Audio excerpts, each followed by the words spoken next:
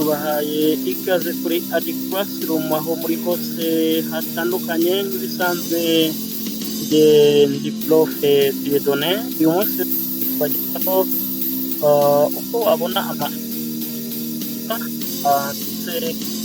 ese biba byoroshye bisanzwe reka garuka twabibwiye wabona amafoto y'ibikora ukabasha guhangana n'isoko iriho hano hanze kandi ukabasha kugira byinshi aho waba uri bitandukanye. Tukubwira ko aho ibyo ukora ibyo ari byo byose waba utanga serivisi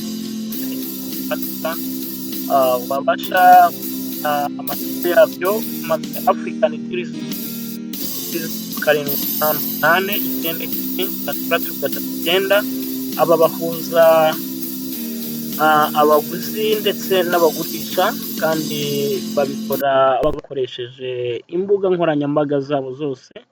Rero nawe ukeneye kwamamaza nawe wahamagara kugira ngo bakwamamarize.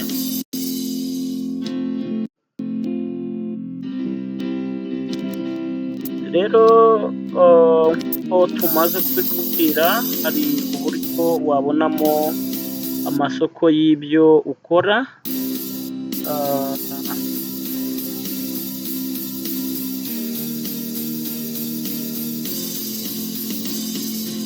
Mu byo ugomba gukora rero kugera kugeza ibicuruzwa byawe ku isoko, hano batubwira ko icyo ugomba gukora cya mbere ari gukora ubushakashatsi bw'ibicuruzwa byawe kandi ukamenya n'abakiriya ugomba kuba bakenera ibicuruzwa byawe. Hanyuma kandi ugatekereza cyane kuba muhiganwe ku isoko cyangwa se abacuruzwa ibicuruzwa bigaragara byawe ku isoko, ukareba imbaraga nke zabo ndetse n'aho bafite imbaraga cyane kugira ngo ubashe kumenya udushya ubasha gukora cyangwa se kongera mu byo ukora, kandi ukanamenya gukemura ibibazo wahurira nabyo mu isoko, kuko akenshi hari igihe ugira ibibazo wahura nabyo ariko ukaba utabasha kugira ubumenyi bwo kubikemura. Icya kabiri rero ugomba gukora ni icyo twita brand building, kugira uburyo ibicuruzwa byawe bigira umwihariko kandi ukanagira n'uburyo bishepuka cyangwa se ubiha ishusho ku buryo buri muntu wese abona ko koko hari ubudasa cyangwa ariko ibicuruzwa byawe bifite. Ikindi rero hano muri branding building ugomba kugira uburyo ukora website cyangwa se ukora umuntu wese abona akoresheje kandi ibicuruzwa byawe akaba yabibona akoresheje online atari ngombwa ko yaza iwawe.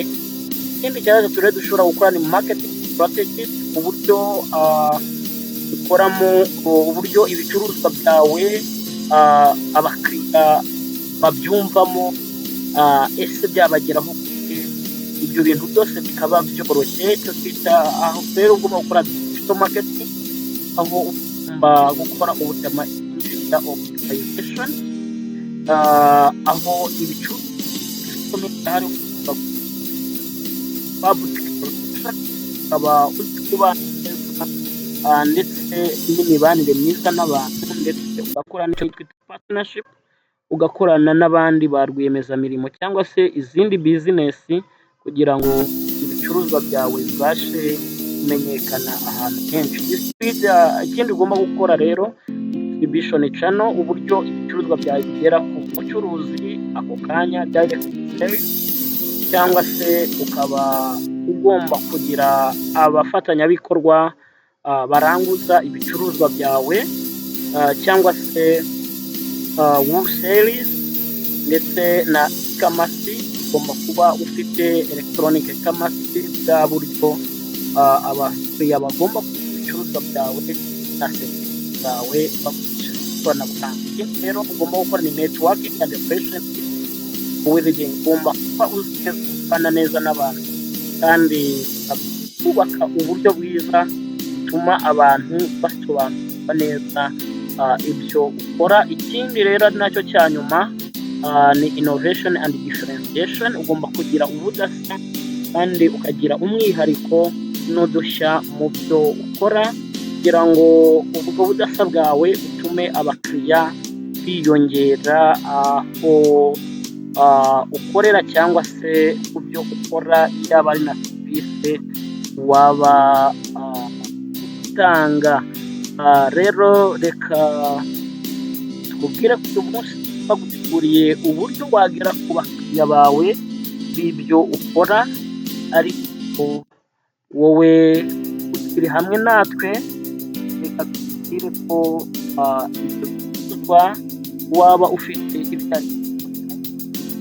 ubasha kubibona unyuze aho ariho hose kuri social media kuba kwamamariza gucururiza. Rero muri aka kanya dusoze tukubwira ko gahunda yacu ikomeje ya Adisat. Wowe utari wagera mu ishuri ryacu ikoranabuhanga ryitwa wakora subscribe kuri YouTube channel yacu ukabasha kuzibona amasomo menshi atandukanye yagufasha kwihangira imirimo ndetse no gukoresha ikoranabuhanga bisanzwe. Njyewe rero nk'ibisanzwe kandi reka dusubire mu kandi genda dutezo hano kuri mu rubuga kandi yose twizere ko agenda akunogera kandi turakomeza kubashimira inkunga yanyu ni nziza ukomeza kuduha subscribe. Twongere cyane.